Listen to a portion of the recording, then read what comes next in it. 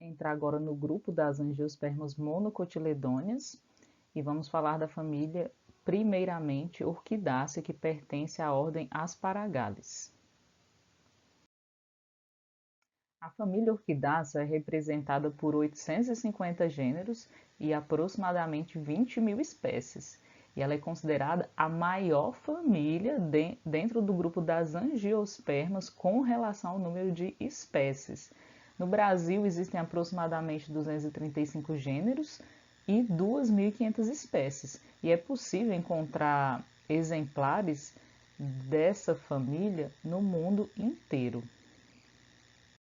Com relação ao hábito, as espécies da família Orquidácea são consideradas ervas perenes.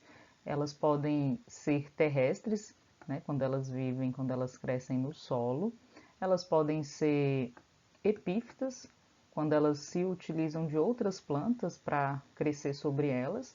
Mas é importante comentar que plantas epífitas elas não extraem nutrientes das plantas, como ocorre no caso das plantas parasitas.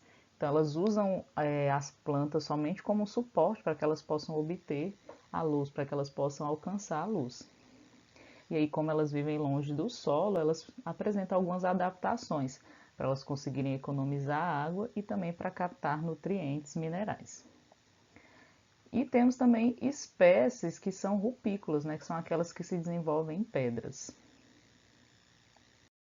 As espécies pertencentes à família Orquidácea são xerofíticas, então elas são adaptadas a condições de estresse hídrico.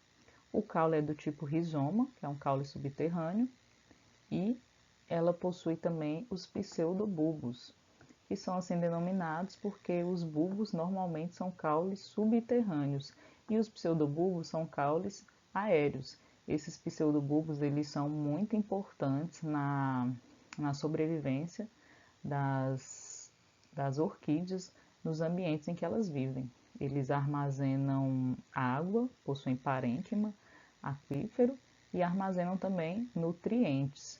Então, eles são essenciais para que a orquídea consiga sobreviver. Vamos ver que elas possuem outras adaptações também para ajudar na sobrevivência nessas condições, né, em que elas vivem, sobre pedras, sobre outras plantas.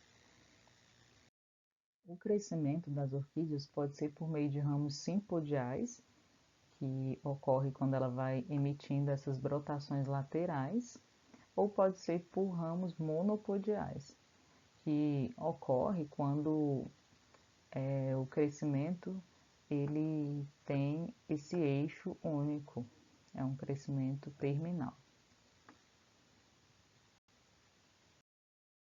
Então, eu comentei que as orquídeas elas são epífitas, então elas não são parasitas, mas existem algumas espécies raras que são denominadas de saprófitas.